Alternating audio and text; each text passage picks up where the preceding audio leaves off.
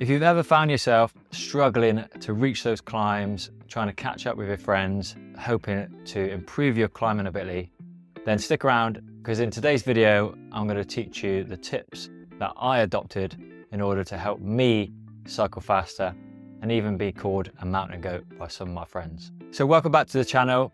If you've not met me before, my name is Neil, cycling coach and health consultant. And if you have been a regular subscriber, then thanks for watching and supporting the channel. So if you have found climbing a challenge at times, and if you're over 40 like myself and eager to improve your climbing ability, then I'm going to give you three key strategies that I used in order to improve my climbing ability. Number one is more zone 2 training. Building a big aerobic base will help to improve your climbing ability, but your overall ability as a cyclist. So I went from cycling 1 to 2 hours a week of zone 2 to maybe 3 to 4 hours of zone 2 in the week. And then if we add on my weekend rides, that'll be predominantly in a zone 2 as well. Then that could be easily 8 hours of zone 2 training per week. And in doing so, this just made climbing a lot easier. I recovered quicker at the top of the climb. And also while I was climbing, I could spin the legs quite considerably, have a nice tempo, nice RPM, so I was very soft on the pedals and my heart rate was pretty stable. It wasn't getting up too high. And if I wanted to be more aggressive on the climbs, I had the aerobic capacity to push myself and recover when I got to the top. So make sure you incorporate plenty of zone 2 training within your weekly schedule. That can be also running, and you can also get some zone 2 training by doing some more brisk walks. All of this will help to contribute to improved cycling ability without cycling as much. Tip number 2 is really vital for everyone when it comes to improving your cycling ability. Climbers are generally very lean, so it's all important to make sure you manage your weight and look after it, and if you want to make cycling easier. So for myself, I never really needed to lose a lot of weight, but in recent months, I have found out that I've developed a condition called EO. But to put it in simple terms, it's an inflammation of the esophagus. So I choked on a walnut some time ago, and it was discovered that I have EOE, which makes it hard for me to swallow. And one of the biggest things that can help that is actually reducing certain additives and processed foods within your diet.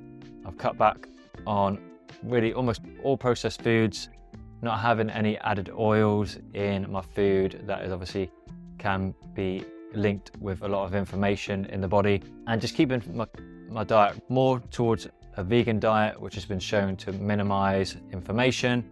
Still having a bit of dairy and a bit of meat, but predominantly of my diet is coming from fruits and vegetables, beans and pulses and whole grains, sourdough bread, nuts and seeds, to give me the adequate nutrients, plenty of fiber in my diet.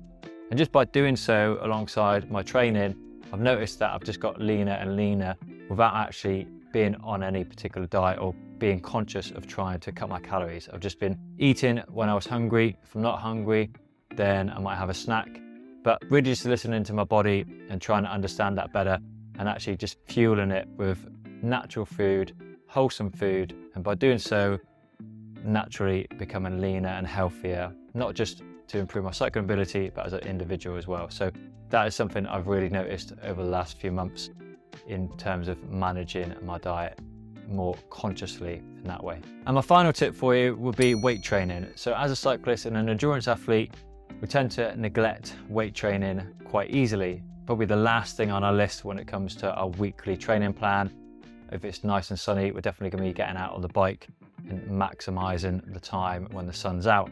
However, during the winter months, as it is now, it's a really good opportunity to get into the gym and doing a lot of strength training and mobility work. This is going to help to improve your ability as a cyclist, minimize injury, reduce any niggles that you might have picked up over the summer months, and overall improve your body composition. So you're going to have more muscle, which will naturally increase your metabolism.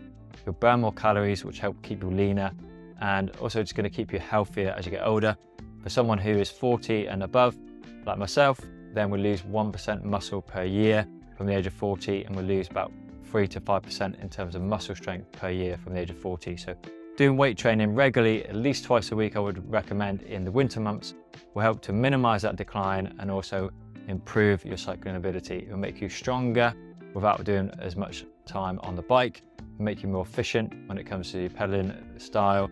And for me, from doing more weight training in the last 2 or 3 years, I've just noticed I've got a lot more endurance in my legs to push a bigger gear for longer on more flatter routes, but also climbing. I'm now pushing bigger gears out the saddle when I'm climbing, as opposed to trying to drop down into the lower gears and spin my legs more. So I have that ability to be more aggressive on the climbs because of the weight training, where before I maybe didn't have that strength in my legs and my glutes to do so.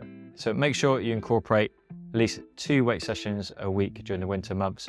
Maybe let's drop that down to 1 weight session a week in the summer months once you start getting out on the bike a bit more. But in doing so, this will help to make you more comfortable on the bike, improve your core stability, minimize any back pain, reduce any issues when it comes to hip flexors, and make sure your glutes are really engaged and make sure you're activating them consistently so you're being as efficient as you can with your cycling and your pedaling stroke to maximize your performance. So just make sure you follow those tips, be consistent with those, and before you know it, you'll be cycling like a mountain goat, like you've always dreamed of.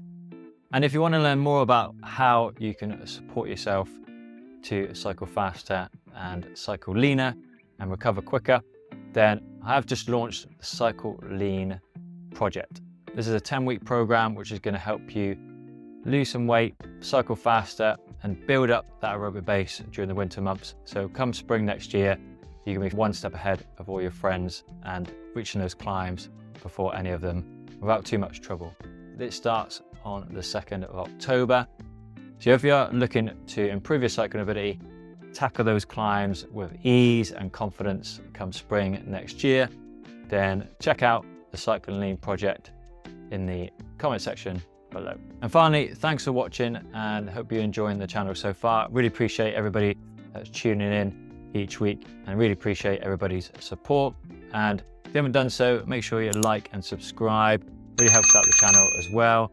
And we'll see you in the next one.